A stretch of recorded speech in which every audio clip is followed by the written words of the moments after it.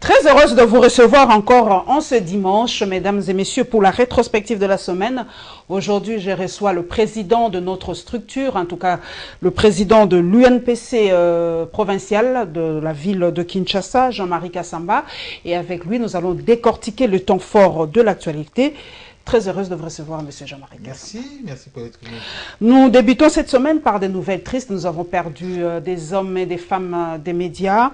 D'abord, chez nous, Alpha Moukadi, nous n'allons pas l'oublier, elle est partie. Aujourd'hui, nous avons encore appris qu'à Biwan, il y a un reporter qui est parti, Ephésien, mais le nom m'échappe, excusez-moi. Et évidemment, le grand Karim Fall qui est parti.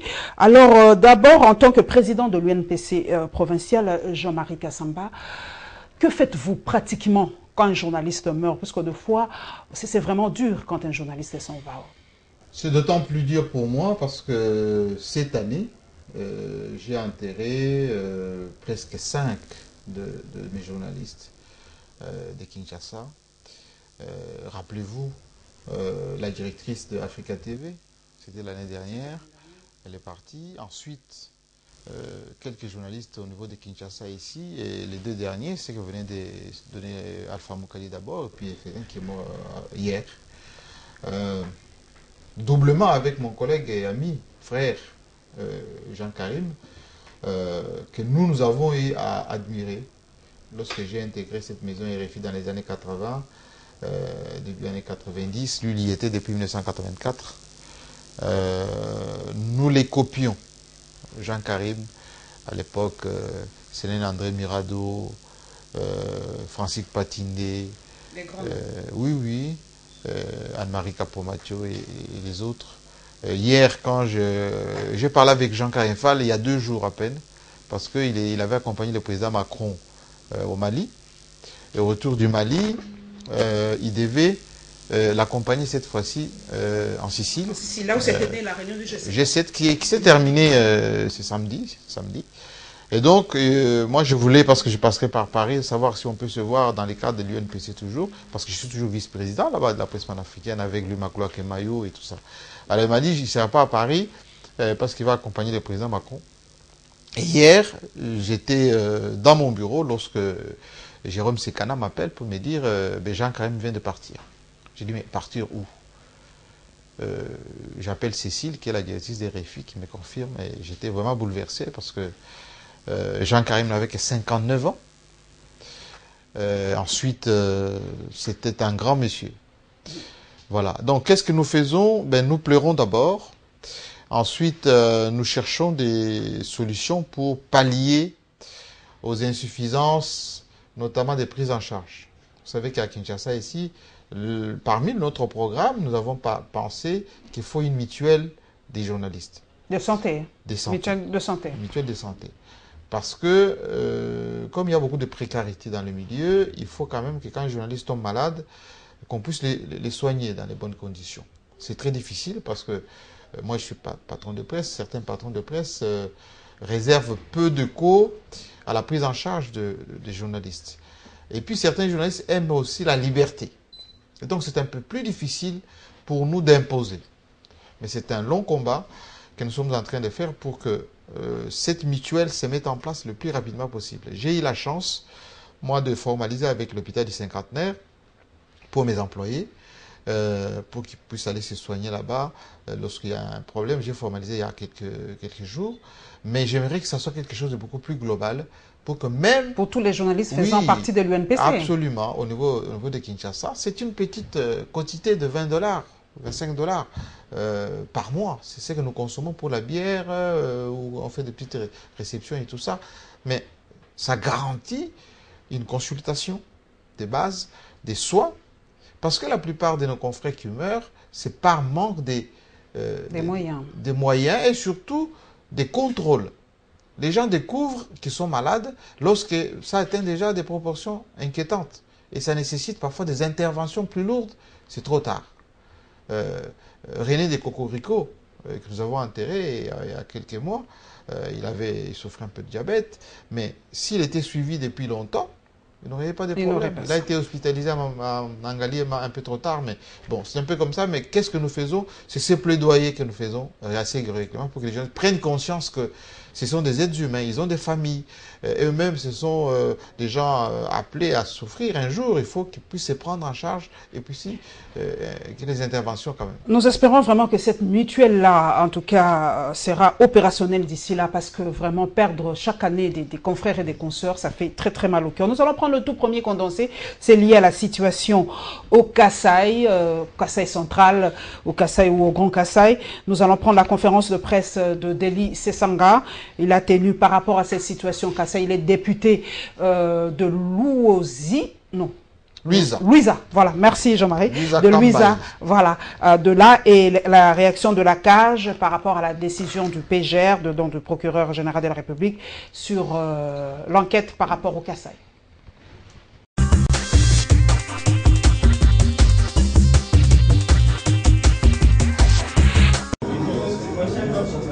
C'était le 12 février dernier. Déjà à l'époque, Deli Sesanga en appelait à une prise de conscience nationale de la tragédie qui se passe dans le Kasaï.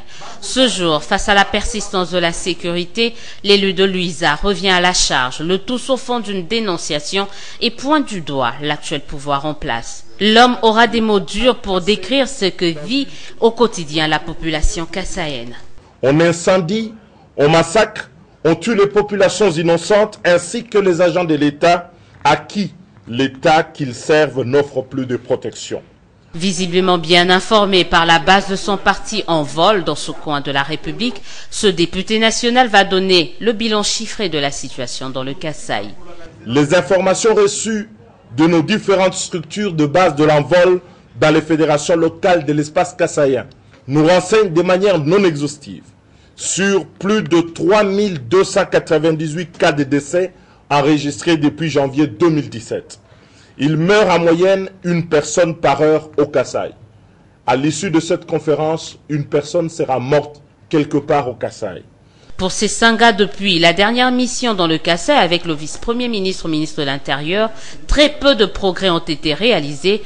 Pour ce faire, le président de l'envol va remettre sur la table son plan intégré de sortie de crise proposé en février 2017.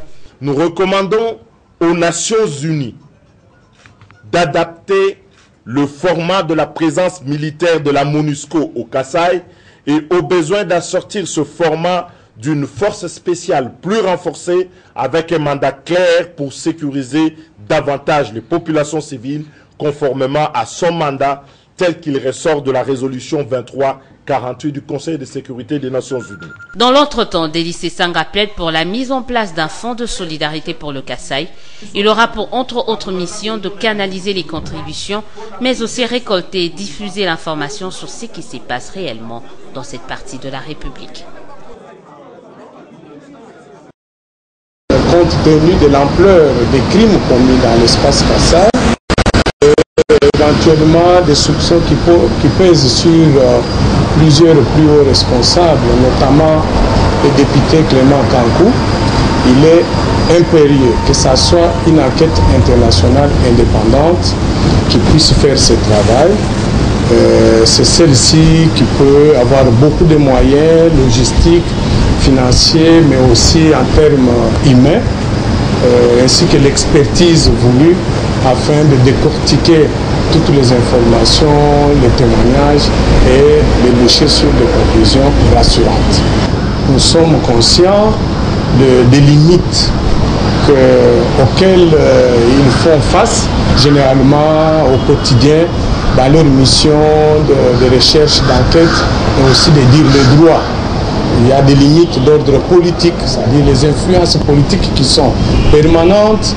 Il y a le manque de moyens financiers et logistiques, l'expertise qu'il faut en ce qui concerne ce type de violations graves des droits de l'homme. Donc, tout cela mis ensemble, nous pensons que dans leur intérêt, dans notre intérêt, dans l'intérêt du peuple congolais, mais aussi du monde entier, parce que les crimes qui sont commis là-bas, ce sont des crimes contre l'humanité qui ont heurté la conscience de l'humanité tout entière. Ce n'est plus l'affaire seulement des Congolais ou des personnes qui habitent l'espace Kassai, c'est l'affaire aujourd'hui de toute l'humanité.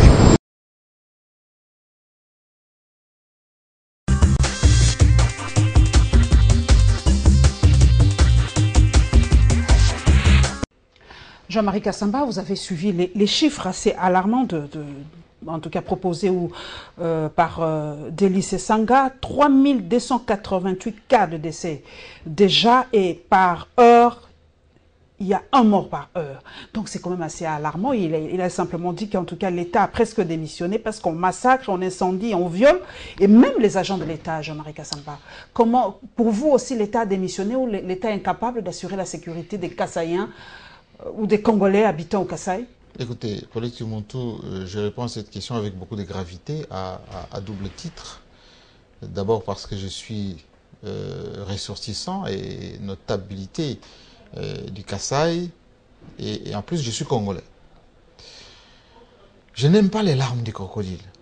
Est-ce que ça veut dire quoi? Je n'aime pas les larmes des crocodiles. Pourquoi? Parce que qu'est-ce qui nous arrive au Kassai après la tragédie de l'Est, que l'on connaît qu'elle était mise en place pour le pourrissement, créer les zones de non-droit, exploiter nos matières premières depuis bientôt 20 ans que la MONUSCO est ici, MONUSCO.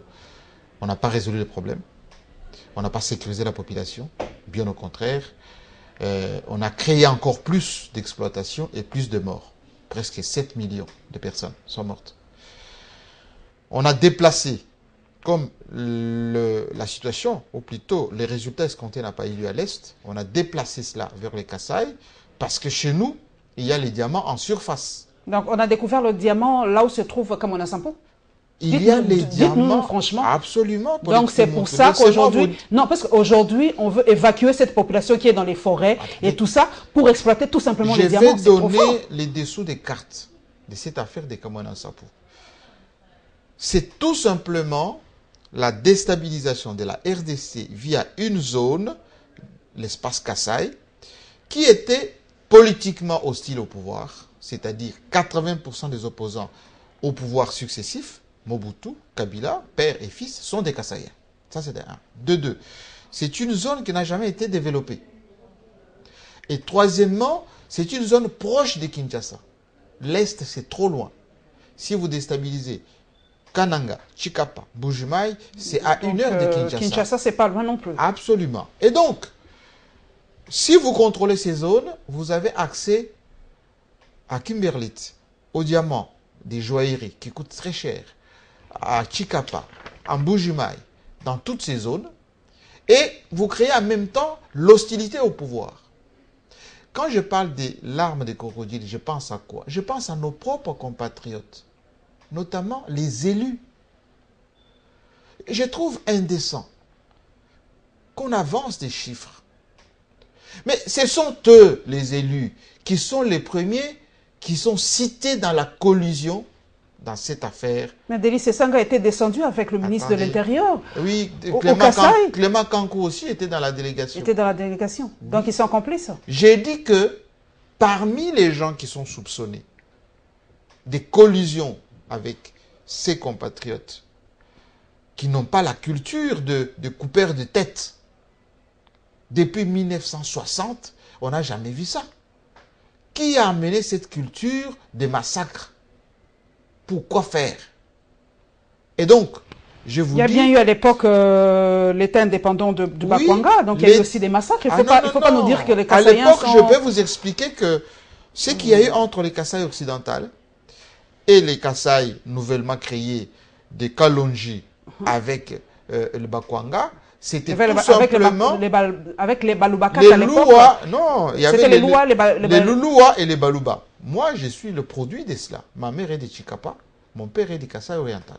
Et donc, je suis 100% dans cela.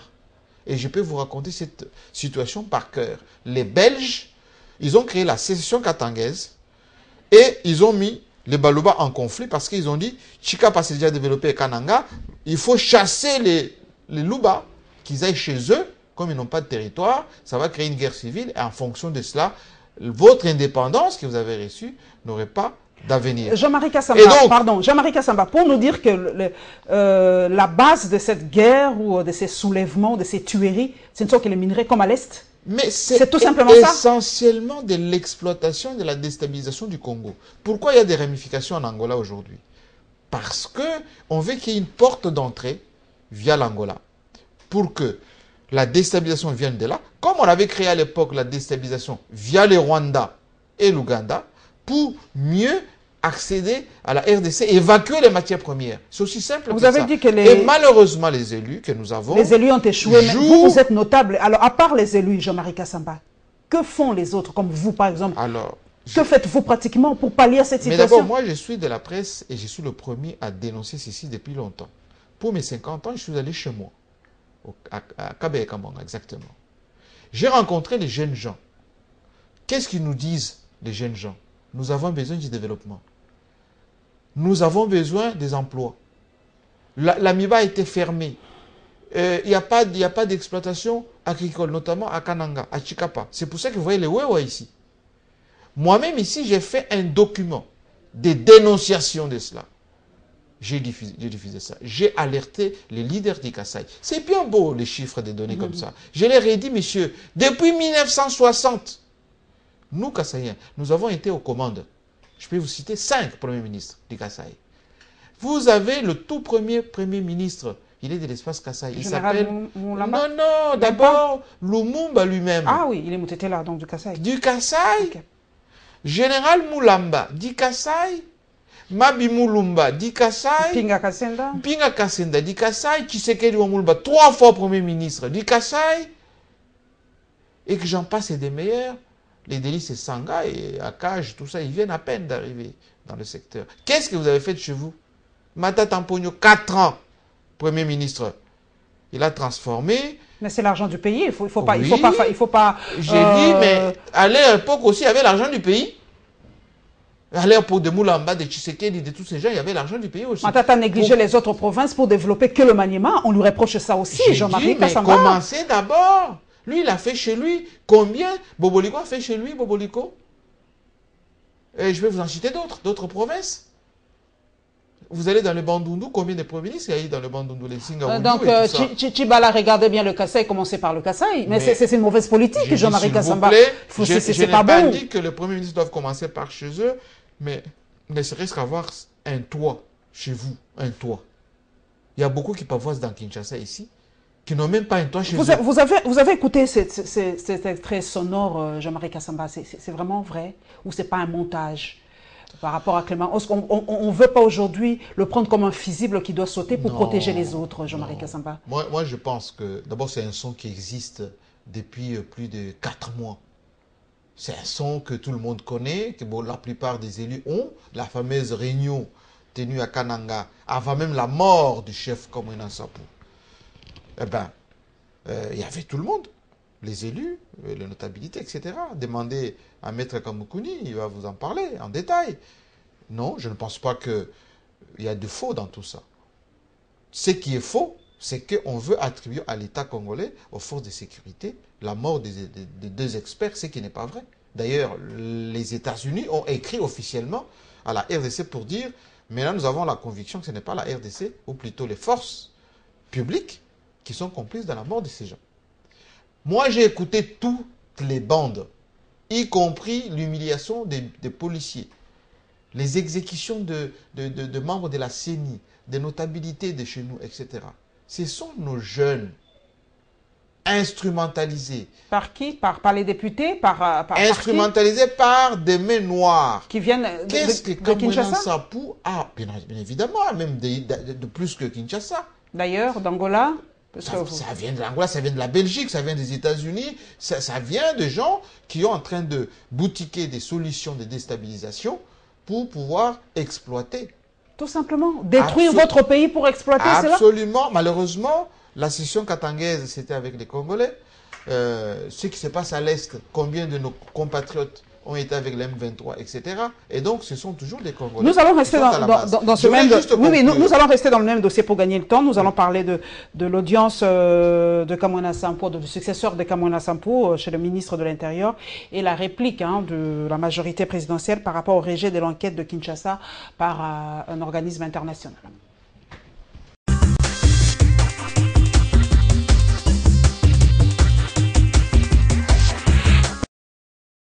Il s'appelle Jacques Kabea et c'est le successeur du feu chef Kamwina Sampou.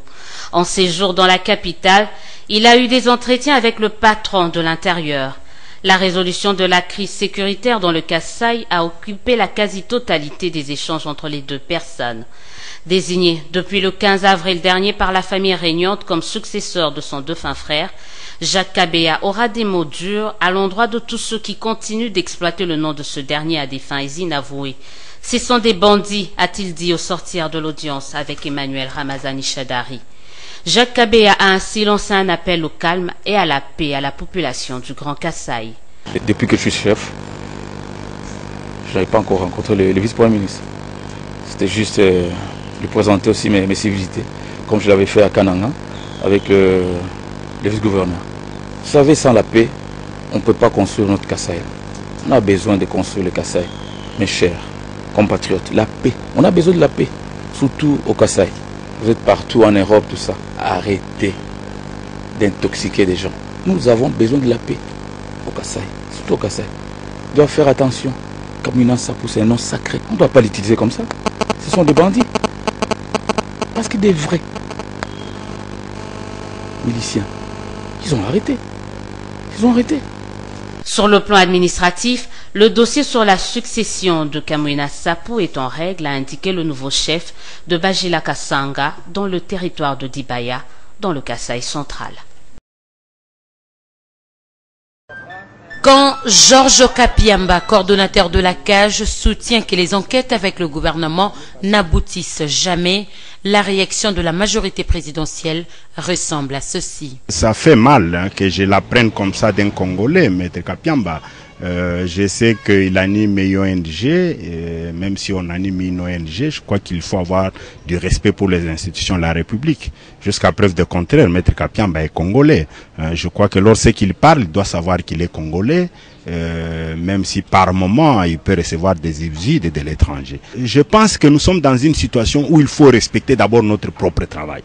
Ça serait aujourd'hui Maître Kapiamba qui serait dans cette enquête. Est-ce qu'il dirait que les enquêtes qu'il mènerait sont aussi moins sérieuses?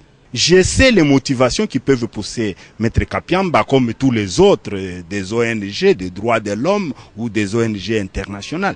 À cause de ces motivations, il faut commencer à vilipender ses propres institutions du pays. Je crois que c'est une démarche qu'il ne faut pas encourager. Dieudonné Mwende ne va pas non plus aménager les Nations Unies qui rejettent les conclusions de Kinshasa dans les tueries au Kasaï central.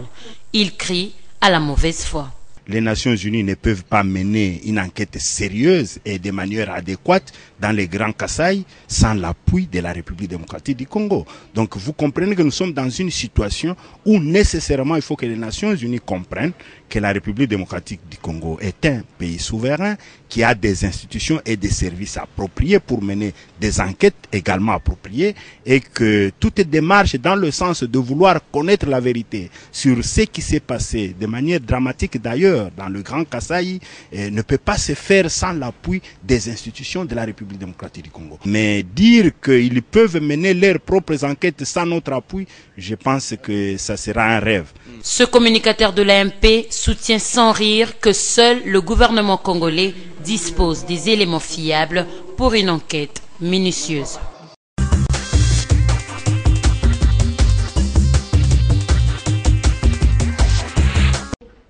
Jean-Marie Kassamba, nous nous fouillons, nous investiguons, nous cherchons. On nous a dit que Jacques Kabea, le successeur du chef coutumier, est très très proche de Clément Kankou. Vous avez aussi cette information?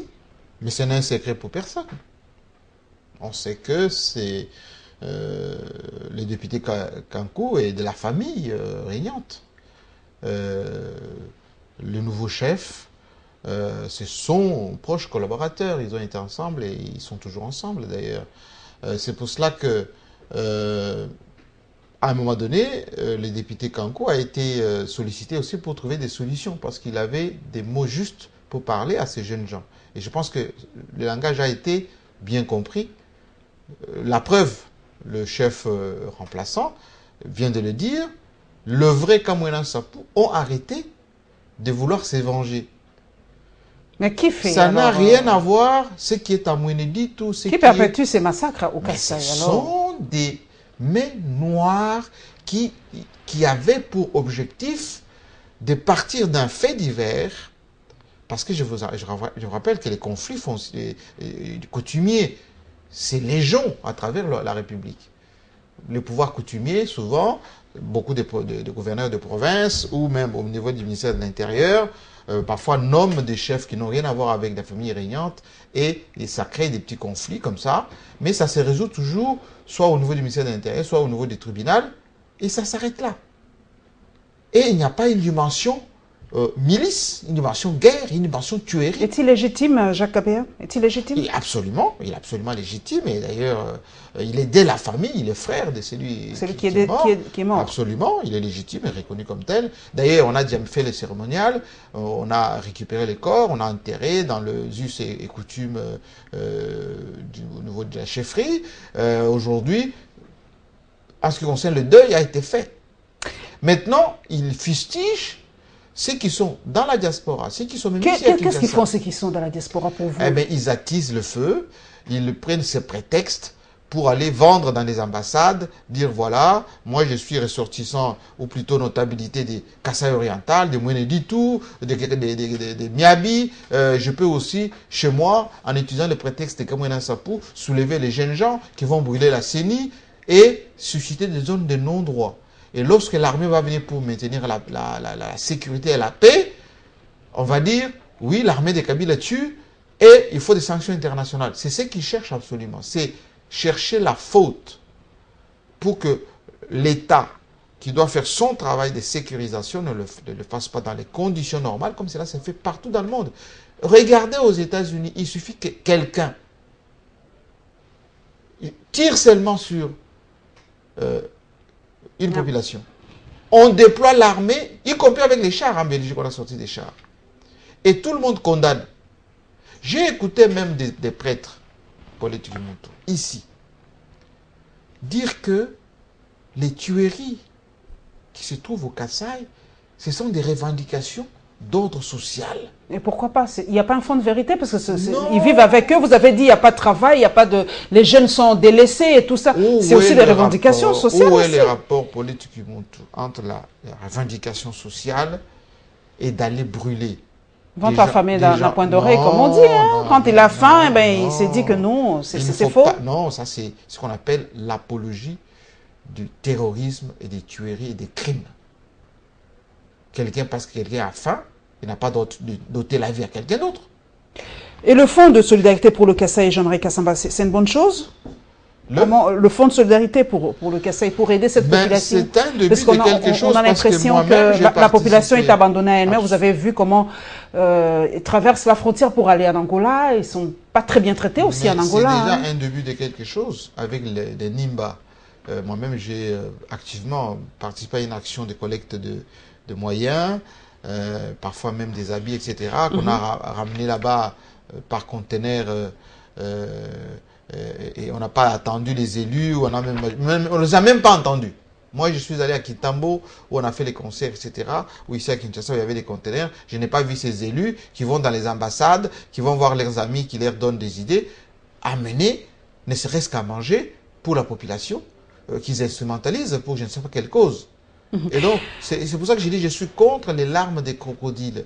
Les gens qui semblent défendre. Ils font ça pour la consommation extérieure, absolument, tout simplement. Strictement pour la consommation extérieure. Et d'ailleurs, écoutez bien les éléments de langage. Nous voulons une enquête internationale. Mais le gouvernement a déjà dit presque non, hein, pas question d'une enquête internationale. Attendez, ils veulent encore que l'ONU crée là-bas. Mais où est-ce que l'ONU a déjà sécurisé et apporté la paix? Au Mali, vous voyez ce qui se passe dans le nord, en Centrafrique, au Sud-Soudan. L'ONU n'apporte jamais rien, nulle part. C'est tout simplement quand on va dire, oui, de ce secteur, il y a l'ONU qui est ici. Et l'ONU, lorsque l'armée dit oui, on voulait ça, l'ONU pour sécuriser, derrière, ce sont les milices, les groupes armés, qui chassent l'ONU, qui d'ailleurs les laissent même la place, ils exploitent, comme ça se fait à l'Est. C'est ce qu'ils cherchent. Ils ne cherchent pas du tout que la population soit protégée. Si c'était le cas, ils auraient fait ce que chez Okito par rapport aux élections, Jean-Marie Kassamba, déjà l'enrôlement a commencé, mais pour le Kasaï, on n'enrôle pas. Hein. Est-ce que la population du Kasaï aujourd'hui sera exclue des élections de 2017? J'étais le premier à dénoncer ça l'année dernière sur des plateaux de télévision, y compris chez moi. Que attention, ce ne sont pas ceux qui parlent que Kabila avait s'éterniser au pouvoir qui veulent en réalité son départ. Les gens m'ont dit, ah non, JMK, qu'est-ce qu'il dit? Qui est contre les élections aujourd'hui? Mais les gens qui brûlent la CENI, pourquoi on envoie les jeunes gens brûler les bureaux de la CENI? Si vous voulez des élections, laissez les enrôlements. Est-ce que vous avez entendu de tout ce qui était à Gerval ou les autres faire la campagne pour les enrôlements? Rien. Par contre, il y a eu un activisme fou sur l'accord de la Saint-Sylvestre. Partage des pouvoirs, transition pour avoir les postes. Il n'y a même pas de revendication pour la protection de la Constitution. À un moment donné, on a mis, j'ai écouté ici dans cette belle et excellente émission, des gens qui font de la promotion pour l'état d'exception. Nous allons continuer la réaction de l'UNC par rapport à l'affaire Kankou. Nous restons, hein, parce que comme vous le savez, Clément Kankou, en tout cas, a été entendu, ou il sera entendu prochainement. Nous avons suivi la communication du PGA par rapport à cette affaire. Plus de détails donc dans ce troisième condensé, mesdames et messieurs.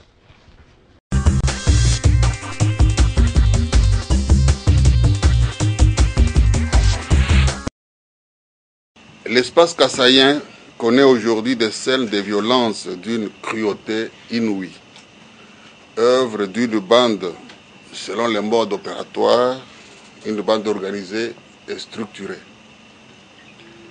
Ces répréhensibles actes de barbarie se soldent au jour le jour par des assassinats, des incendies volontaires, des viols, des destructions méchantes et autres enlèvements. Ces faits ont donné lieu, comme vous le savez, aux poursuites que M. l'auditeur général des forces armées de la République démocratique du Congo s'engage ou s'apprête à engager contre leurs auteurs.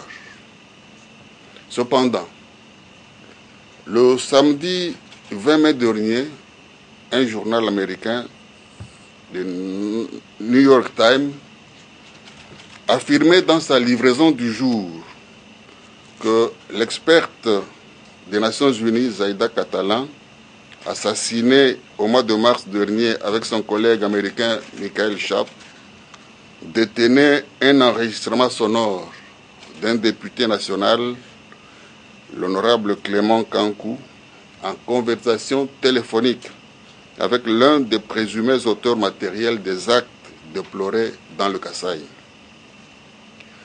La nature et les circonstances de cette conversation ne peuvent aucunement laisser indifférent l'officier du ministère public que je suis.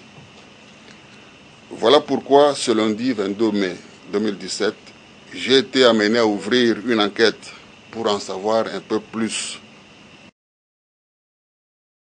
Il faut reconnaître que la mission principale de juger, c'est une mission qui est reconnue à tout État.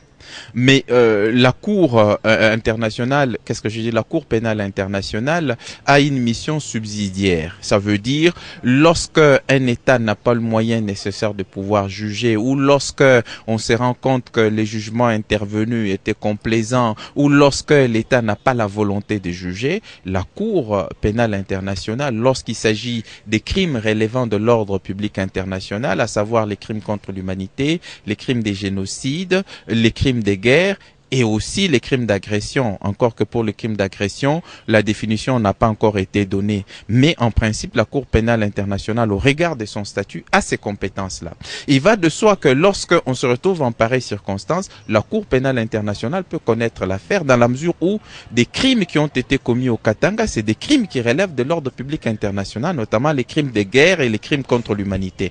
Et partant de cela, il va de soi que si l'État congolais n'a pas le moyen de pouvoir mener à bien bien des enquêtes, si l'État congolais, comment dirais-je, même en ayant les moyens, n'a pas la volonté de pouvoir mener bien ces enquêtes, eh bien, pour moi, il serait bon que ces cas puissent être transférés devant la Cour pénale internationale, parce que là, au moins, on est sûr que des enquêtes sérieuses vont être menées et que les coupables vont être identifiés.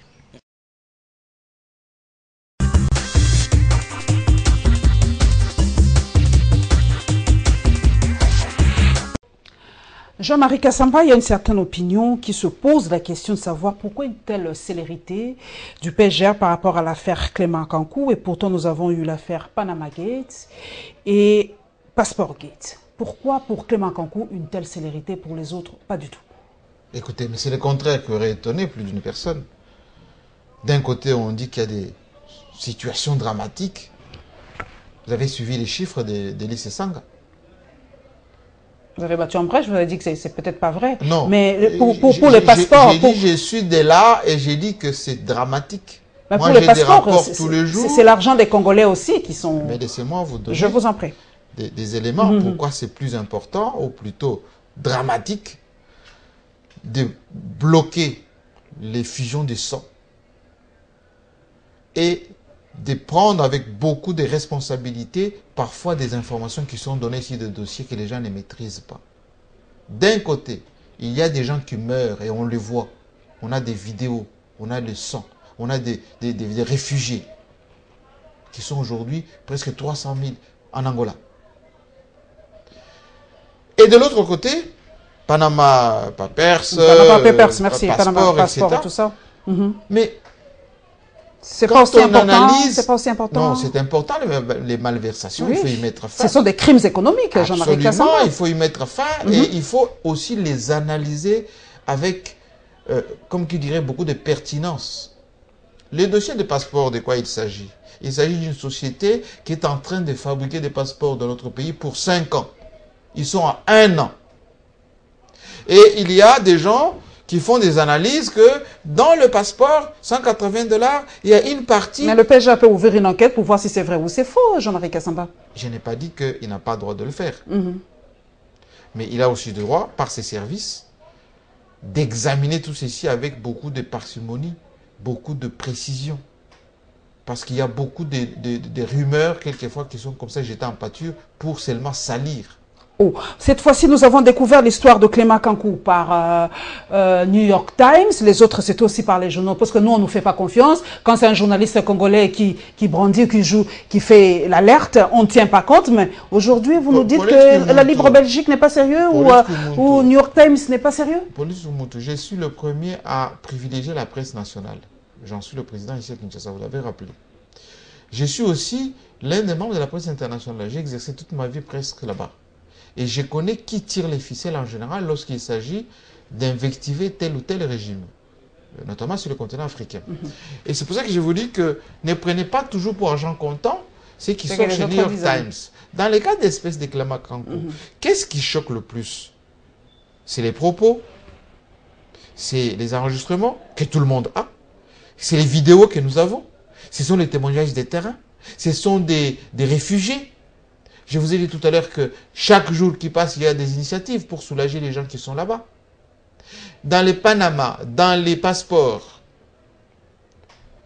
d'abord une opération qui se fait sur 5 ans. Et on vous dit qu'il semblerait une société serrée.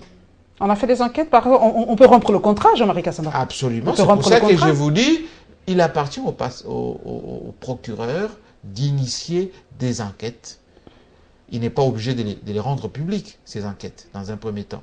Il peut le faire pour, in fine, trouver des solutions.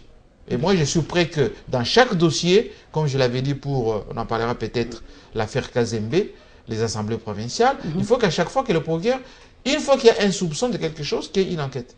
Mais une enquête ne veut pas dire la culpabilité. Par rapport à Clément Kankou, pourquoi on lui a interdit son point de presse, selon vous? Pour l'interdire de parler, de citer d'autres noms. Pourquoi? Parce qu'il avait droit à parler. Il a dit qu'il veut répondre au New York Times. On l'a accusé. Tout le monde a suivi, a lu l'article. Mais quand lui a voulu parler, il y a eu plein de policiers. On l'a interdit de parler. Pourquoi? Je ne pense pas que Clément Kankou est restreint de parole. Il est libre. Il n'est pas en résidence surveillée. Interdiction de sortir, hein, vous le savez. peut pas quitter le territoire national. Il est libre. Mais il ne peut pas parler à la presse. Si, mais il ne peut pas tenir un point de presse. Il a publié un communiqué. Tout simplement. Mais un point de presse est différent. Une conférence, vous le savez, vous êtes journaliste comme moi. Il a publié un communiqué. Il peut répondre au téléphone. Et il peut recevoir chez lui. Donc, il n'est pas en prison. Mais pourquoi interdire son point de presse? Non, on aimerait bien savoir. Moi, je ne suis pas de la police. Moi, je pense que si Clément Kankou a des choses à dire aujourd'hui, il y a 1000 façons de le dire. Il peut le dire. Revenons vraiment à Clément Kankou. Aujourd'hui, on a l'impression que toute la faute lui retombe dessus. Hein, aujourd'hui, c'est Clément Kankou. Je reviens à cette question. Vous êtes du Kasaï, vous êtes de là. Est-ce qu'aujourd'hui, Clément Kankou n'est-il pas le fusible qui doit citer? Il n'est pas le seul. Mais pourquoi on ne cite pas les autres? J'ai dit que ceci. Le procureur a dit qu'il ouvre une enquête. Une enquête. Rappelez-vous que le procureur général, plutôt l'auditeur général, dans les cas de l'assassinat de 2 ressortissants occidentaux, qu'on avait mis dans un premier temps sur la tête des policiers et même de l'armée, a ouvert aussi son enquête. Le procès sera bientôt mis sur la place publique. Il y aura des témoignages, il y a des arrestations. Et que les gens qui se planquent, même si certains prennent les devants, en condamnant, en dénonçant, pensant que lorsqu'il y aura des témoignages, on ne va pas dire que X de la majorité présidentielle ou Y de l'opposition est complice dans cette affaire, avec des faits, ça sera compliqué. Vous savez que j'ai écouté le magistrat militaire qui a dit que nous connaissons qui détient la tête de la dame. Parce qu'on a coupé la tête. On le sait. De cette occidentale. Mais qui détient ça? Eh ben, l'armée connaît, la police, la justice militaire connaît. Et que les gens qui sont derrière cette affaire des Kamwina Sapo, pensant qu'ils sont plus malins que tout le monde, parfois certains font des déclarations publiques pour se dédouaner, pensant que quand il y aura des enquêtes, quand il y aura des procès, on ne va pas les citer. Ils se trompent. Ils se trompent. Pourquoi? Parce que les sangs des gens que vous avez sur vos mains, les manœuvres dilatoires que vous concoctez des petits complots contre votre propre peuple. Vous savez, la malédiction de chez nous passe par là. Est-ce que Clément Kankou peut-il aller à la CPI aujourd'hui? Si on juge par exemple que notre justice n'est pas capable... Mais qui peut juger que notre justice n'est pas capable? D'ailleurs, cette affaire de la CPI, moi je prends toujours avec beaucoup de pincettes.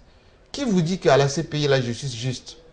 Laurent Gbagbo, moi, à titre personnel, j'ai échangé avec la dame, comment elle s'appelle? Bensouda, sur l'affaire de Gbagbo. Et elle a dit dans un communiqué, d'ailleurs, ce n'est pas un secret, qu'elle a eu la pression de la France, parce que Nicolas Sarkozy et la France voulaient absolument humilier Gbagbo, parce qu'ils voulaient que Ouattara soit imposé en Côte d'Ivoire pour le bon contrôle des richesses de Côte d'Ivoire. Regardez aujourd'hui les retombées avec des miliciens qui redemandent la quote-part, etc. Et Ouattara, c'était du bluff pour tout le monde. Et donc, Jean-Pierre Bemba, il est à la haie. 9 ans déjà, 8 ans déjà, je crois. Est-ce qu'il est jugé d'une manière équitable? Je suis toujours d'avis que le procès contre Jean-Pierre Bemba, c'est un procès de règlement des comptes. Il n'y est pas pour grand-chose dans ce qui s'est passé en Centrafrique. Par rapport aux responsabilités... Et donc, Clément Kankou, moi je préfère que c'est notre justice qui s'en occupe. Et d'ailleurs qu'on établisse beaucoup de vérités sur beaucoup de gens qui sont complices, parfois même plus que Clément Kankou, qui serait peut-être tombé dans une discussion avec un garde chez lui, mais qui en réalité derrière tout ça, il n'y a rien. Les responsabilités, nous savons nous-mêmes en RDC comment ça se termine, les commissions, les enquêtes. Vous n'avez pas peur que cette fois-ci, ça soit aussi un coup de paix dans l'eau, on crie et puis c'est fini? Nous avons une justice qui fonctionne pour les Kimoto. Pourquoi? Imaginez que la conversation ici était d'un membre de la majorité présidentielle, dans un premier temps. On n'aurait même pas dit supposer. J'ai écouté sur RFI mon confrère dire que la voix présentée comme étant celle de Clément Kankou, la conversation avec un supposé milicien Kamwina Sapo. Parce que Clément Kankou, il est de l'opposition. Mais il n'y a pas longtemps, il était ministre. Donc pour vous, la communauté internationale caresse dans le sens que c'est une certaine communauté internationale. La presse belge est revenue d'ailleurs pour dire non, Clément Kankou, il est de la famille, Clément Kankou a été déjà entendu par la sécurité. Pourquoi vous défendez du coup quelqu'un alors que la justice n'a même pas fait son travail? C'est un peu louche tout ça. Moi je préfère qu'on laisse notre justice faire le travail. Si mon compatriote et frère Clément Kankou est innocent, il sera innocenté, mais que les autres qui tapissent dans l'ombre, parfois certains ne sont même pas de la province, qu'ils fassent très attention parce que, vous savez, les sangs de nos frères qui coulent chaque jour, Ça va les poursuivre un jour. Nous prenons vraiment un autre angle, mesdames et messieurs. Je profite de l'occasion pour présenter mes condoléances à Joël Kadendanga qui a perdu sa mère dans cette partie, de la République. Ces gens.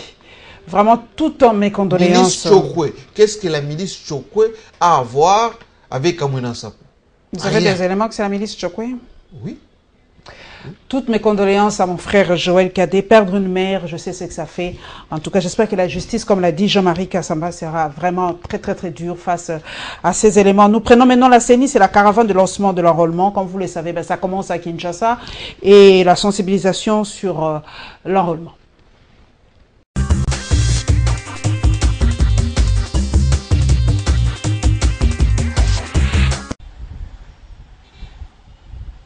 Gombe, Kitambo, Mbinzao, zone UPN, Selembao, avenue de Poids-Lourd, pour chuter à la foire internationale de Kinshasa. Tel est l'itinéraire de cette caravane de sensibilisation organisée par la Commission électorale nationale indépendante. Il est question de mobiliser la population quinoise à adhérer massivement à l'opération d'enrôlement dont le démarrage est prévu pour ce dimanche 28 mai. À partir de demain, la première carte sera livrée à Kinshasa.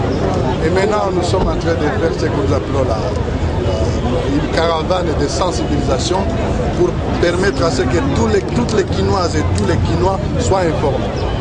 C'est l'occasion de leur dire que nous projetons normalement un peu plus de 4 500 000 électeurs. Mais la mobilisation est telle qu'on nous apprend qu'on doit atteindre 7-8 millions à Kinshasa, ce qui est une bonne chose. À cet effet, Corneille Nangaa, président de la CENI, rappelle ici la catégorie des personnes concernées par l'enrôlement, mais également les pièces à disposer pour être éligibles à ce processus. On enrôle les Congolais en âge de voter, 18 ans, mais on enrôle aussi les Congolais qui auront la majorité dans 2 ans, c'est-à-dire à partir de 16 ans. Comment est-ce que nous savons que nous vous enrôlons? Présentez-nous les pièces suivantes. Soit la carte d'électeur de 2011, soit les livrets de pension de l'INSS, soit les passeports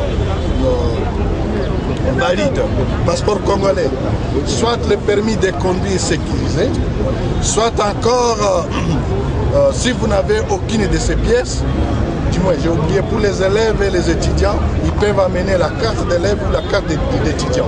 Nangaa va en profiter pour insister sur le caractère obligatoire et apolitique de l'opération d'identification.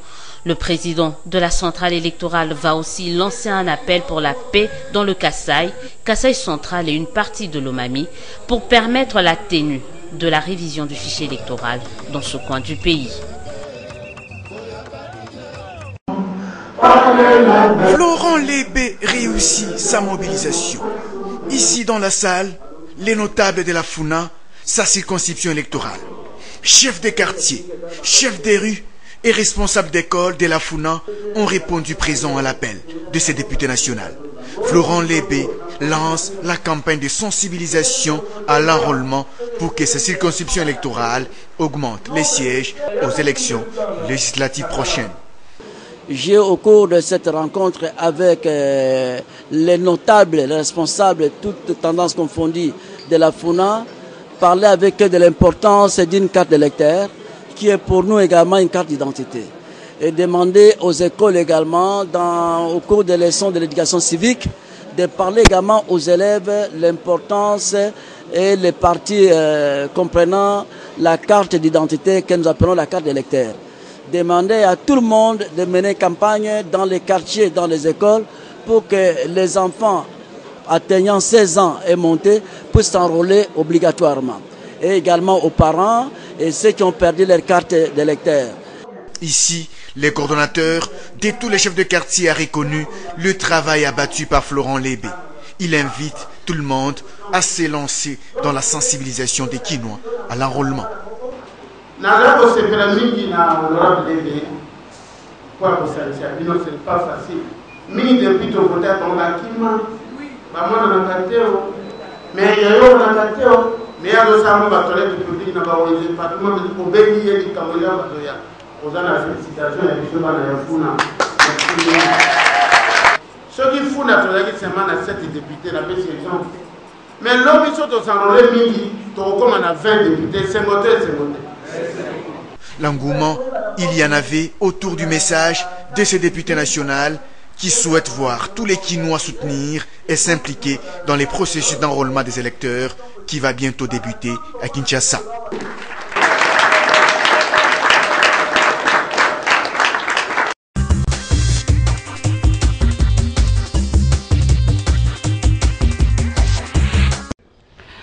Jean-Marie Kassamba, j'aimerais un peu aller à l'est de la République, où nous avons retrouvé plein de cartes chez les voisins rwandais. On ne comprend pas comment ces réfugiés rwandais ont pu obtenir les cartes d'électeurs. Mais parce qu'il y a beaucoup de similitudes. Expliquez un peu. Nos frères nilotiques de l'Est, il y a beaucoup de nilotiques qui sont congolais.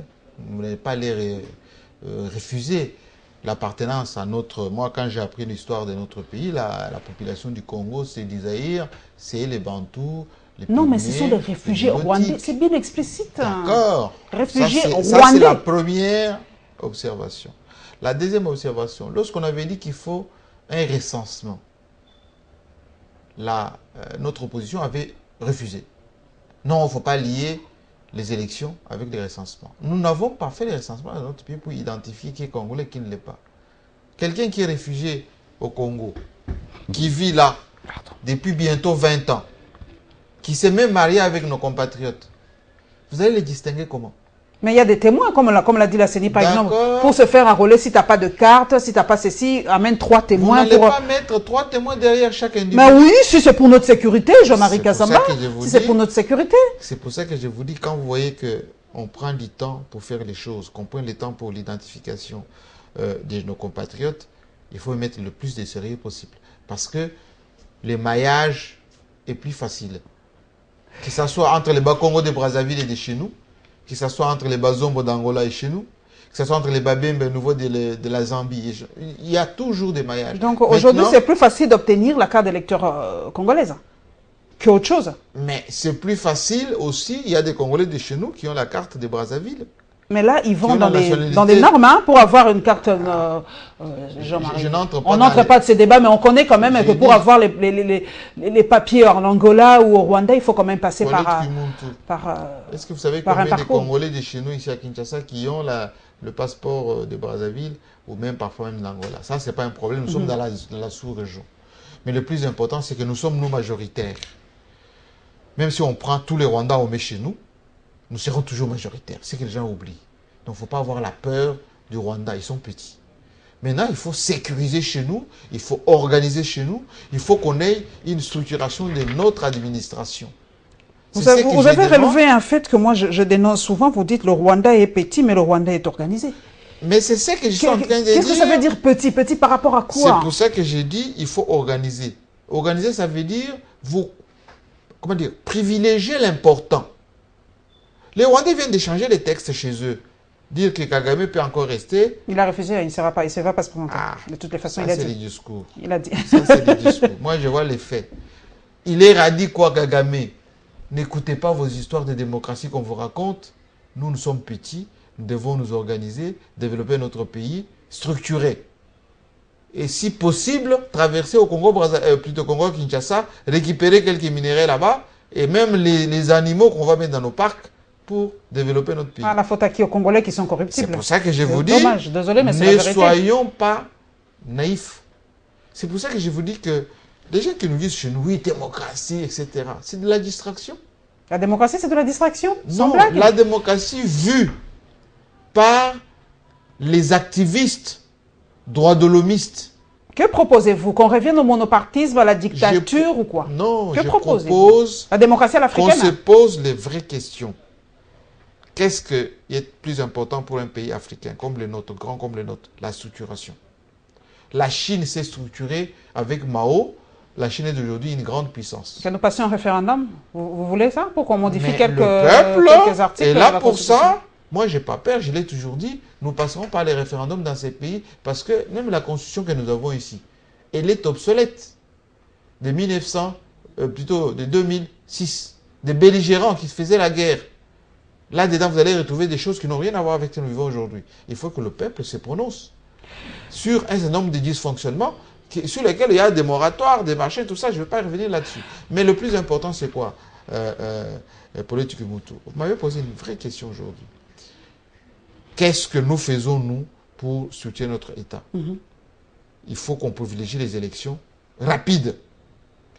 Moi, ça m'étonne que je ne vois pas les gens de l'opposition faire... D'ailleurs, c'est la question que tu allais poser aujourd'hui. On a l'impression que c'est la majorité qui se bat pour l'enrôlement, le PPRD, le PALU et tout ça. Mais les partis de l'opposition, on ne le sent pas sur le terrain. Mais lorsqu'il va y avoir élection, il faut qu'on le dise à la population aujourd'hui, qui vous suit d'ailleurs, y compris dans la diaspora. Quand il y aura élection et que les gens qui s'activent pour avoir les cartes, pour aller voter, quand ils vont gagner les élections, qu'on ne dise pas que ce sont les élections truquées, mal organisées, et ils ont d'avance gagné, c'est pas vrai. Rappelez-vous, en 2006, on a dit boycottons la Constitution, on ne va pas aller aux élections. Certains l'ont fait en douce, et d'autres ne sont pas allés. Chez nous, au Kasaï, par exemple, moins de lieux à l'Assemblée nationale parce que les gens ne sont pas enrôlés. Aujourd'hui, nous avons les cas Mouena Sapou. S'il n'y a pas enrôlement chez nous, on risque... Vous allez perdre encore cette fois. Mais bien évidemment qu'on va perdre. Et on va toujours se trouver dans l'opposition. Et quand vous êtes dans l'opposition, il n'y a pas de développement. Nous allons aller vers le ministère, mesdames et messieurs. Audience à l'issue, le ministère qui pose beaucoup de problèmes selon une certaine opinion. L'audience à l'issue et la réunion test national de fin d'études primaires, le TENAFEP.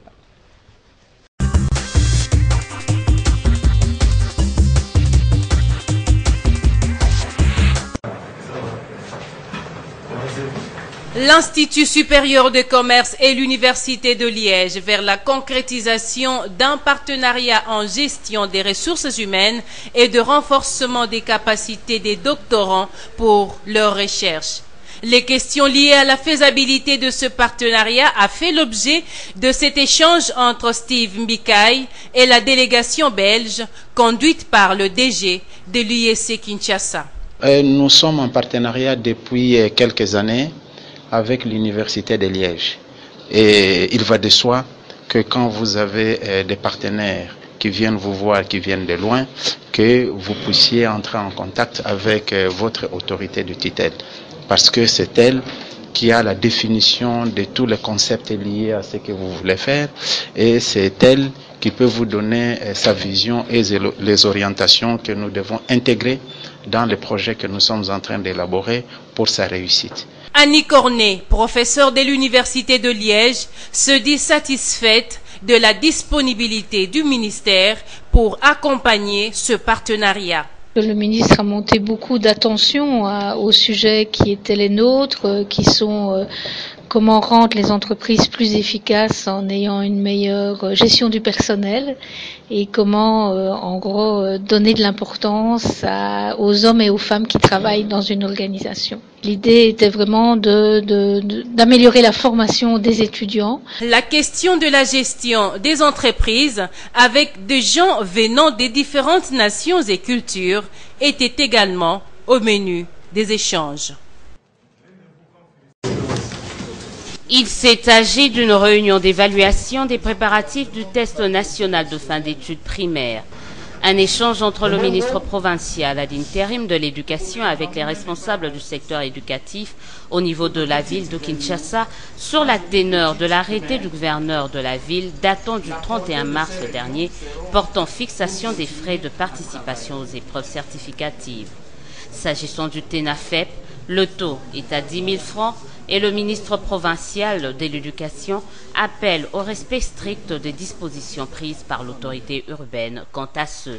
Le taux fixé par l'autorité urbaine dans son arrêté est de 10 000 francs. Je pense que je suis clair, je dis bien 10 000 francs. Ici, je voudrais m'adresser d'abord aux gestionnaires pour le respect de ce taux. J'attire également l'attention des directeurs des écoles qu'ils ne doivent pas appliquer un autre taux que celui qui est prévu dans l'arrêté auquel je viens de faire allusion. Cela est très important. Je le dis parce que ceux qui s'hasarderaient à appliquer d'autres taux que ceux qui sont prévus s'exposeront, en tout cas je vous l'ai dit, à des sanctions d'ordre disciplinaire et même judiciaire. Dominique Oueloli en a profité pour inviter chacun dans ses compétences à accompagner les élèves pendant les 2 jours de TENAFEP, soit du 1er au 2 juin prochain.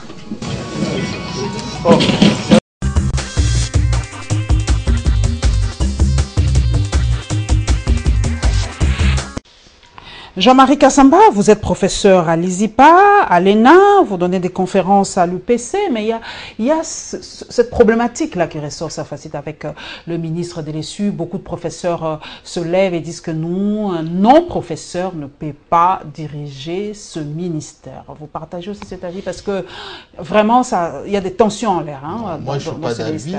Moi, j'enseigne. On partage parfois avec des collègues ces problématiques. Vous savez, les cours scientifiques, c'est parfois des corporations, il faut reconnaître, mais un poste de ministre, c'est un poste politique. Un ministre vient appliquer une politique, une vision, des réformes. Le ministre Mbikaï, depuis qu'il est là, il prend beaucoup d'initiatives qui sont louables. Parce que notre enseignement supérieur doit être réformé, équipé surtout. Moi, j'ai su parfois dans des amphis qui ne sont pas du tout équipés, il n'y a pas de bibliothèque pour les étudiants, la recherche n'est pas très documentée, etc.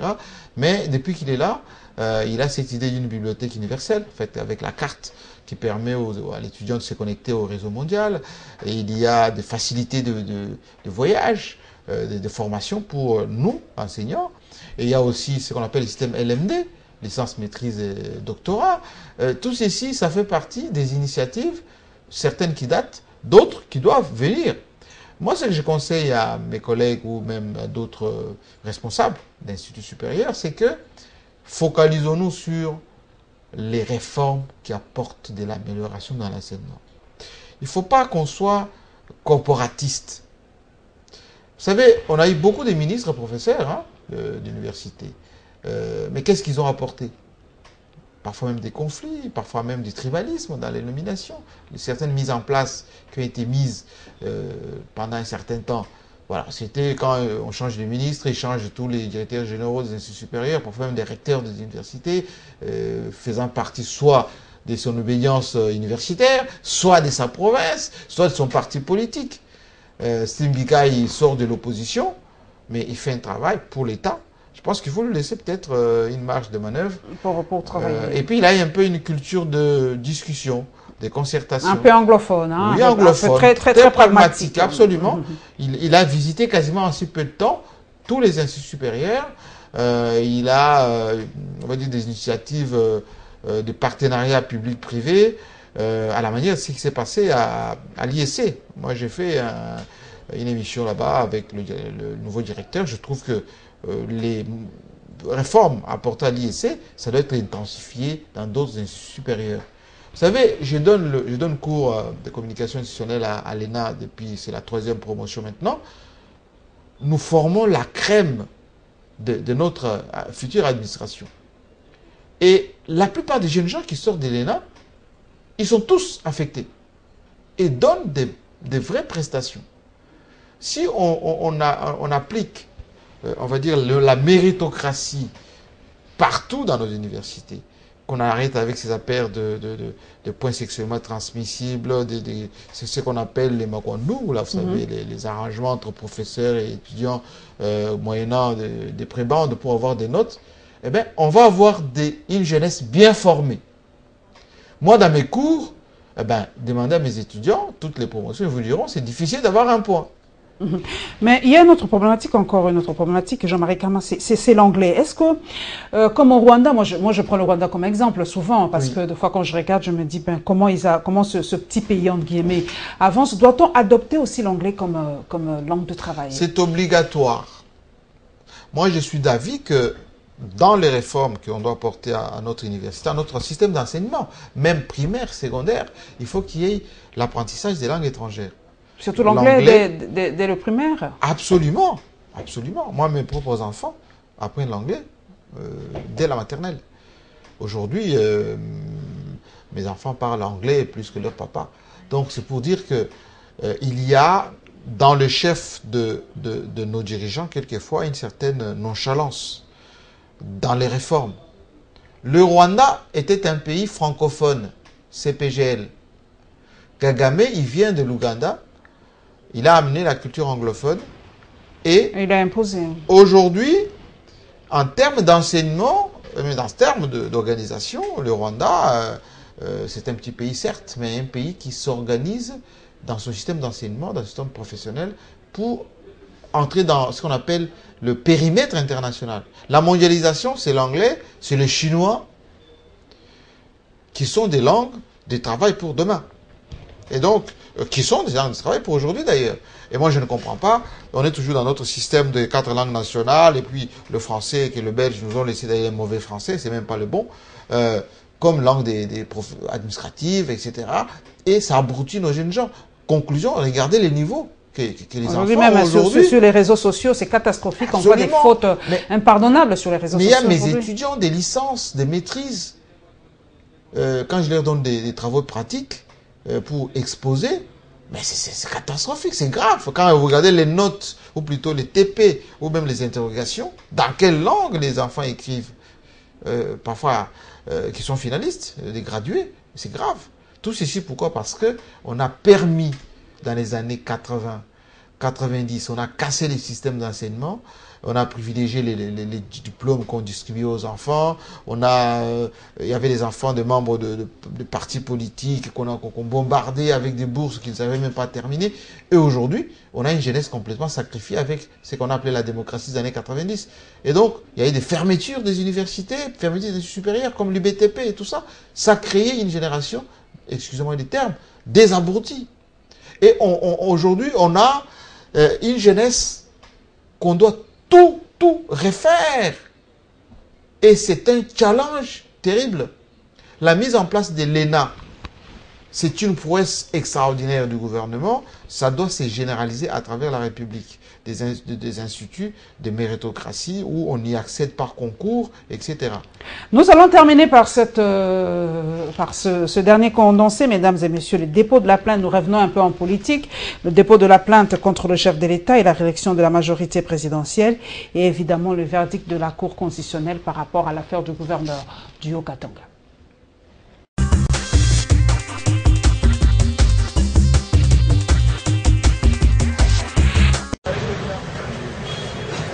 Ça sera une première et le CONAD l'a fait ce jour à la Cour constitutionnelle.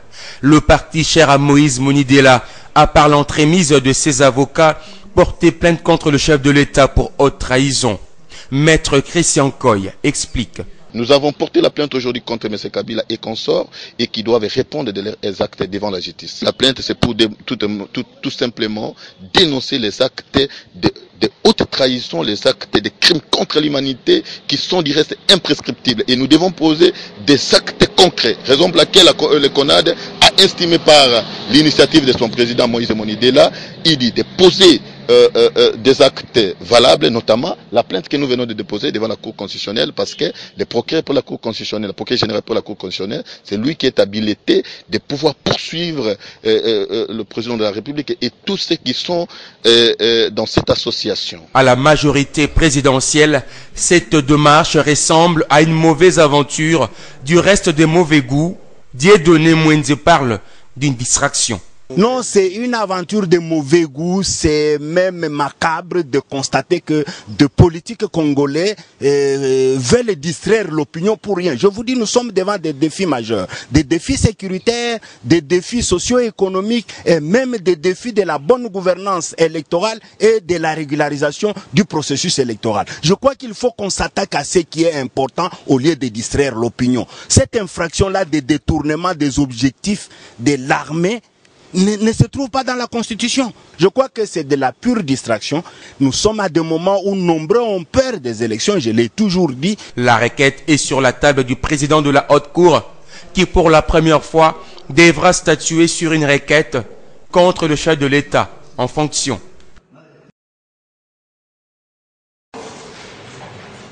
Cour constitutionnelle, c'est l'ouverture de l'audience en inconstitutionnalité de la motion de défiance contre les gouverneurs du Haut-Katanga et les membres du gouvernement provincial.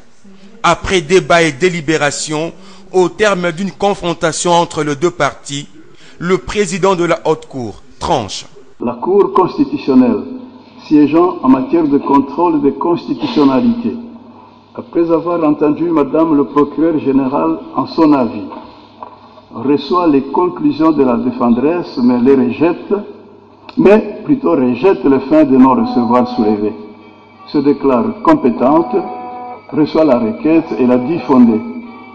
Déclare non conforme à la Constitution et partant nul de plein droit la motion de censure numéro 01/AP/H4/2017 adoptée le 18 avril 2017 par l'Assemblée provinciale du Haut-Katanga. Décision qui va à la grande satisfaction deux avocats de Jean-Paul Kazembe. Maître Bondo s'exclame.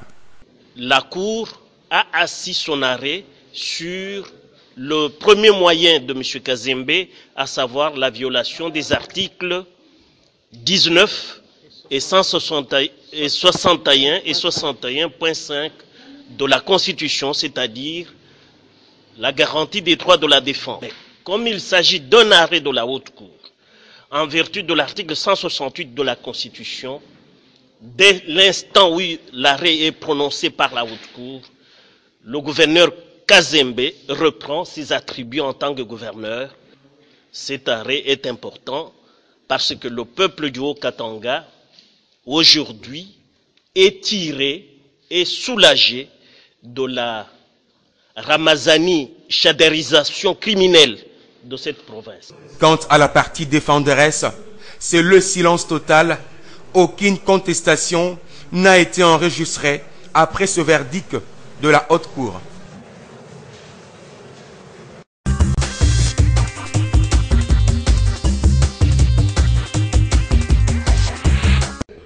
Jean-Marie Kassamba, question directe, dépôt de la plainte contre le chef de l'État, distraction? Dilatoire. C'est un dilatoire, c'est... On ne veut pas dire que c'est de mauvais goût, c'est quelque chose qui distrait la population. Pourquoi? C'est un Congolais qui estime qu'il a droit de porter plainte s'il estime que ça ne va pas dans le pays? Vous savez, nous sommes dans une situation tellement dramatique en matière de développement, en matière de la sécurité de nos compatriotes, en matière de la gouvernance, qu'un parti politique, un leader politique, s'il était ne serait-ce que conscient, moi je parle de la conscience, on parlait tout à l'heure de l'éducation, il ne devrait même pas penser à ce genre de choses. Pourquoi? Ça se fait pas sous d'autres cieux? Ça se fait, bien évidemment, c'est prévu par la Constitution. Voilà, c'est prévu par la Constitution. D'abord, il faut poser des actes qui tiennent compte d'une certaine logique. Il faut poser des actes qui soient parfois d'une certaine responsabilité. J'ai l'impression que nous avons une classe politique complètement déconnectée de réalités évidentes et même de leur propre démarche. Est-ce que vous savez que la plupart des hommes politiques font parfois la prison parce qu'ils ne connaissent même pas? Est-ce la peur des élections tout simplement qui les pousse à faire de tels actes? J'ai écouté un des observateurs dire la vérité, c'est la peur des élections. Les gens pensaient que quand on disait qu'on allait aux élections, c'était un leurre.